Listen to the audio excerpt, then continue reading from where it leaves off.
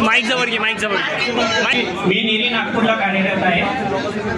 Solution देण्या अगोदर मी एक गोष्ट आणखी सांगेल की तुम्ही जे कारण दिलं होतं की पार्किंग का बरं नाही बनली पाहिजे 2.5 एकरामध्ये, त्याच्यामुळे स्तूपाला आणि बोधी वृक्षाला धोका मिळत आहे. त्याच्या व्यतिरिक्त आणखी एक खूप मोठा धोका आहे, ते तुम्हाला सांगतो. तुम्ही रन ऑफ ऐकलाय का? रन ऑफ एक शब्द आहे.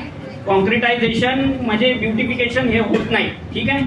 कॉन्क्रिटायझेशन मध्ये ब्युटिफिकेशन होत नाही.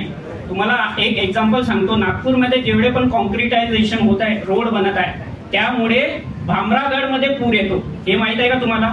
आणि तुम्ही जर 2.5 एकरमध्ये कॉन्क्रिटायझेशन करता, तुम्ही पार्किंग व्यतिरिक्त काही दुसरं सजेशन कराल की इथे हे बनवा ते बनवा, पण माझा पूर्णपणे विरोध आहे. तिथे काहीच नाही बनलं पाहिजे. जर तुम्हाला ब्युटिफिकेशन पाहिजे, गार्डनिंग करून तिथे ब्युटिफिकेशन करू शकता. माझा या कॉन्क्रिटायझेशनला पूर्णपणे विरोध आहे. आता त्याच्यावरती सोल्युशन पण देतो मी. पार्किंगचा मुद्दा आहे. समितीला किंवा NITला तिथे पार्किंग द्यायची आहे, ठीक आहे. NMC नागपूर महानगरपालिका एरिया जे आपले रोड असतात, रोडच्या 1.5 मीटर स्पेस मध्ये पार्किंग स्पेस अलॉट करतात, ठीक आहे. तुम्ही बघितलं असेल धंतोलीमध्ये मॅक्झिमम धंतोलीमध्ये रस्त्याच्या वन साइडला पार्किंग स्पेस अलॉट करतात.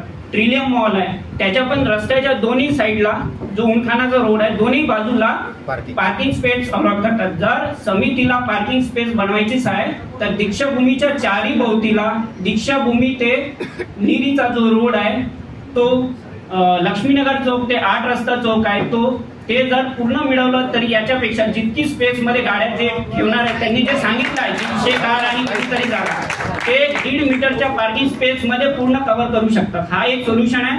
आपल्याला एक निवेदन म्हणून नगरपालिकेला द्यावं लागेल की आम्हाला दीक्षाभूमीला येणाऱ्या ज्या लोकांना पार्किंग स्पेसची कमतरता आहे, त्यामुळे नगरपालिकेने दीक्षाभूमीच्या आजूबाजूला पार्किंग स्पेस अलॉट करण्यात यावी. आणि बाकी लोकांनी जे दुसरं सोल्युशन दिलं आहे की याच्यावरती दुसरं सोल्युशन काय की आपल्या हे अंडर पार्किंग थांबवण्यासाठी अंडर कन्स्ट्रक्शन, तर आंदोलन पण करणं गरजेचं आहे.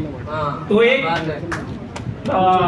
त्याच्यामुळे आपल्याला फास्ट रिझल्ट मिळेल. आणि दुसरी गोष्ट जे आपल्याला सांगितलं, एका जणांनी सरांनी सांगितलं होतं की कायदेशीर कारवाई, तर आपण हायकोर्टमध्ये एक रिट पिटिशन टाकू शकतो, ज्यामुळे जर आंदोलन केल्यावर पण जर नसेल थांबत तर हायकोर्ट आपल्याला ती जी हे जे कन्स्ट्रक्शनचं दिलं आहे ते आपण पूर्णपणे थांबवू शकतो. धन्यवाद.